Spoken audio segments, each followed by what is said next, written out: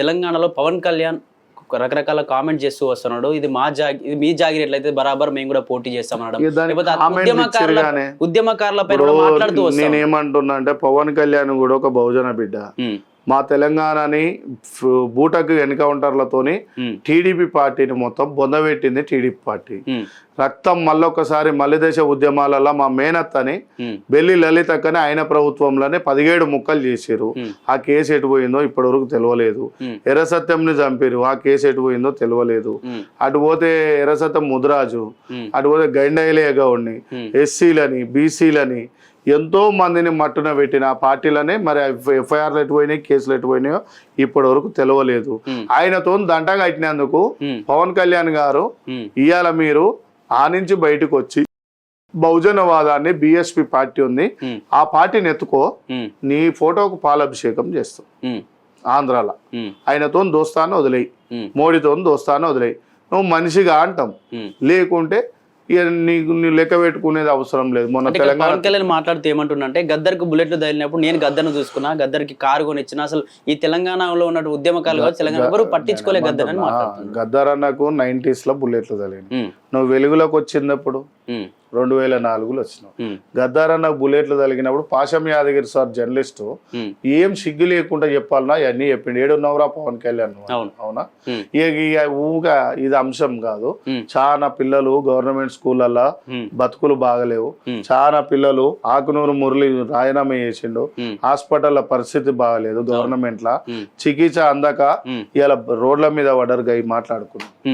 ఎట్లా ఇప్పుడు కాంగ్రెస్ పార్టీలో సరే బడ్ల విషయానికి వస్తే, కాంగ్రెస్ పార్టీలో దాదాపు 4000 బడ్ల వరకు తీసేసేటువంటి కార్యక్రమం జరగబోతుంది. ఓన్లీ 2000కే కుదిస్తున్నారు ఈ గవర్నమెంట్ స్కూల్స్ అన్నిటి కూడా వినిపిస్తా ఉందన్న. రేవంత్ రెడ్డి స్వయంగా చెప్పిండు. ఎందుకు అంటే మధ్యతరగతి పేదలకు విద్య అందకుంటే ఏమైనా కుట్ర జరుగుతుందన్న వెనకాల? విద్యాశాఖ రేవంత్ రెడ్డి ఆయననే అడగాలి మీరు. ఓకే, బడ్ల పరిస్థితి కేసీఆర్ ఏం చేయలేదు, మనకు చంద్రబాబు నాయుడు అంతకుముందు ప్రభుత్వం ఏం చేయలే, ఎన్డీఏ ప్రభుత్వం బీజేపీ ఏం చేయలే, ఇప్పుడున్న ఎన్డీఏ ప్రభుత్వం ఏం చేయదు, ఎవడు వచ్చినా ఏం చేయడు. ముచ్చట్లు చెప్తారు, జనాలు కూడా అట్లనే తయారై ఉన్నారు. మా పిల్లల భవిష్యత్తు పోతుందని తెలిసి కూడా ఓట్లు వేస్తున్నాం కదా. ఇప్పుడు మొన్నటిదాకా టీఆర్ఎస్ మంచిదిగా అన్నారు, ఇలా కాంగ్రెస్ మంచిదిగా అన్నారు. మరి ఈ రెండు మళ్ళీ పిఆర్ఎస్ సైడ్ ఎందుకు పోవాలి, కాంగ్రెస్ సైడ్ ఎందుకు రావాలి? కొత్త పార్టీలు పెట్టుకోరి జనాలే. కాక్రోస్ అని ఒక పార్టీ వచ్చింది కదా, ఓకేనా? ఒక పిఎం సొంతం స్టేట్ కదా కాక్రోస్ సైడ్ మన. సో నేను ఏమంటున్నంటే పెట్టుకోరు ఒకటి, యువకులంతా ఎందుకు ఆ పార్టీలు ఈ పార్టీల బానిసలు లెక్క ఎందుకుంటారు? ప్రాంతీయ పార్టీ పెట్టురు ఒకటి, పెట్టురి మాలాంటి వాళ్ళకు సలహాలు చెప్పురి. అరే బాబు కాంగ్రెస్ పార్టీలో మరి ఇంకెన్ని రోజులు ఉంటావంటే నేను అప్పుడు ఏం ఆన్సర్ చెప్పాలనో చెప్తా. మీకు చేతగాక బళ్ళు లేవు, భజన లేదు, గుళ్ళు లేవు. ఇప్పుడు గుళ్ళ మీద దాడులు చేస్తున్నారు, మనం చూస్తున్నాం. బళ్ళు లేవు చదువు కోసం, వైద్యం లేదు. అది అందరికి తెలిసిన బ్రహ్మసత్యమే. కానీ ఇలా కావాల్సింది ఏంది, ఎకరం అమ్ముకొని అపోలో హాస్పిటల్లో ట్రీట్మెంట్ చేయించుకోవాలి. ఇక ఆడ పోగానే ఆ ఒక్కనికి నొప్పి వచ్చినప్పుడే నొప్పి.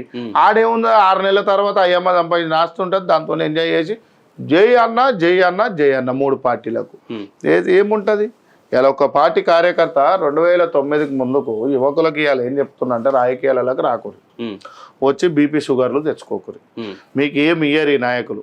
నువ్వు 4 సంవత్సరాల 11 నెలల 25 రోజులు కష్టపడతావు, ఆ 5 రోజులు బీఫామ్ అడుగుతావు చూడు, మిగిలిన 5 రోజులు 4 సంవత్సరాల 11 నెలల 25 రోజులు కష్టపడతావు.